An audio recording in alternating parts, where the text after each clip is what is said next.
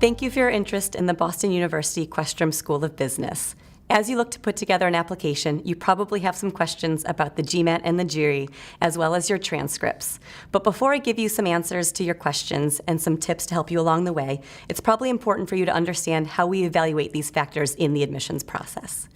We take a very holistic approach and are looking for several things as we evaluate the different components of your application.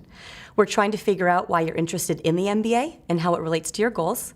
We're also trying to figure out how you'll contribute within the MBA. And we're trying to figure out your fit within our community.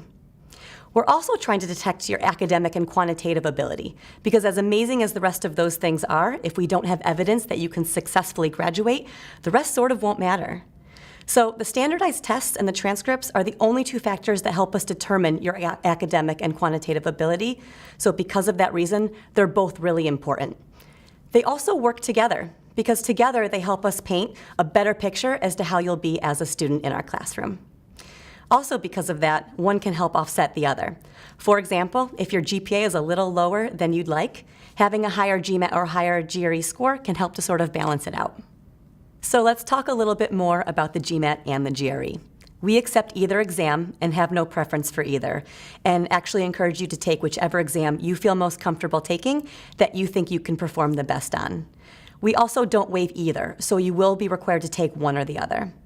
When looking at the GMAT or the GRE, we do look a little bit more heavily at the quantitative section of the exam. And the reason we do that is because we actually have several places in the application that we can figure out your verbal ability. We'll have your interview and your essays and your letters of recommendation. But there aren't that many places that we can assess your quantitative ability, and we have a quantitatively rigorous program. So that's why we look a little bit more heavily at that section. You can take the test more than once, and good news, we take the higher score. So if you're someone who has test anxiety and you feel as though this is your only shot and you have to perform really well, it's okay, it's not. You can absolutely take the test again if you feel that you need to, and know that we will take your higher score. Scores are typically good for about 5 years for either exam. And when you are submitting your application, we actually accept unofficial copies of your test score report, which you will receive right away when you take the exam. For instance, when you take the GMAT, you will receive your score that same day. And when you take the GRE, you'll receive it just a few days later. When you submit your application, you can upload those unofficial documents right there with the application. We don't have a minimum GMAT or GRE score requirement, but it's important to know that the averages and the middle 80th percentile ranges for our most recent entering class can be found on our website in the class profile. When you look at the class profile, don't worry about the averages. A lot of people worry that they need to be at the averages for everything, and you don't. No one is at the averages for everything. Look a little bit more at the ranges, so that middle 80th percentile, that will give you a better idea of what ranges you should be trying to fall within.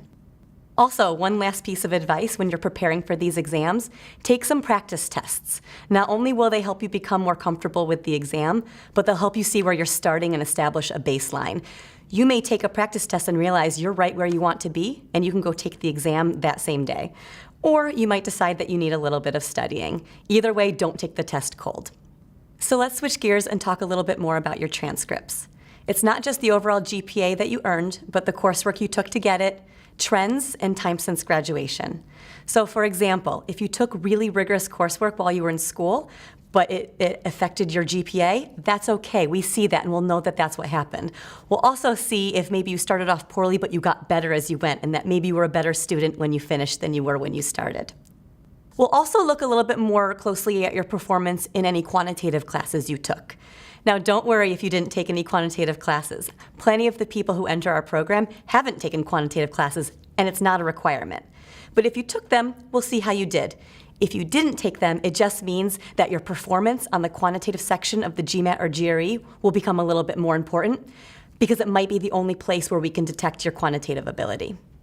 Your other option is to take a quantitative class. So if you never took them and you'd like to, and you think that it could give the admissions committee a little bit more evidence of your quantitative ability, you're welcome to take a class anywhere you'd like, anywhere that's convenient for you, maybe something like statistics or calculus, something to give the committee a little bit of extra evidence. But again, it's not required.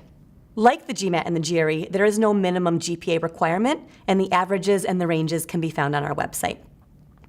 When you're submitting your transcripts, we need them from any institution from which you are seeking a degree and earned 12 or more credits, both at the undergraduate level and the graduate level. Also, just like the tests, we accept your unofficial copies, so don't let this hold you up in the process. If you have your own copy that you have at home or you're able to secure one online, that's fine. You can simply upload those with your application. And we only need the officials if you choose to enroll in the program. Transcripts from schools outside of the United States, if not already in English, need to be translated by a professional translation service. However, there's nothing else you need to do. For example, you don't need to calculate your GPA into a 4.0 scale. We know how to do that. If you are an international student, though, you will need to take either the TOEFL, the IELTS, or the PTE. These are English proficiency exams. In some cases, we can waive these exams for students who meet our English proficiency criteria, and more information on that policy can be found on our website. So hopefully we've been able to answer all of the questions that you have about the GMAT GRE and transcripts, and provide some context as to how we use these factors in the admissions process. But if you still have questions, please reach out to us. You can email us at mba@bu.edu, or better yet, you can come meet with us in person. It's important to get to know the schools to which you are applying, and visiting campus is a great way to do that. You can meet us and any other member of our community at our information sessions, our advising sessions. We offer class visits, receptions, and even a big visit weekend held every single fall. If you can't make it to campus, that's okay too. We certainly understand that that's not always possible.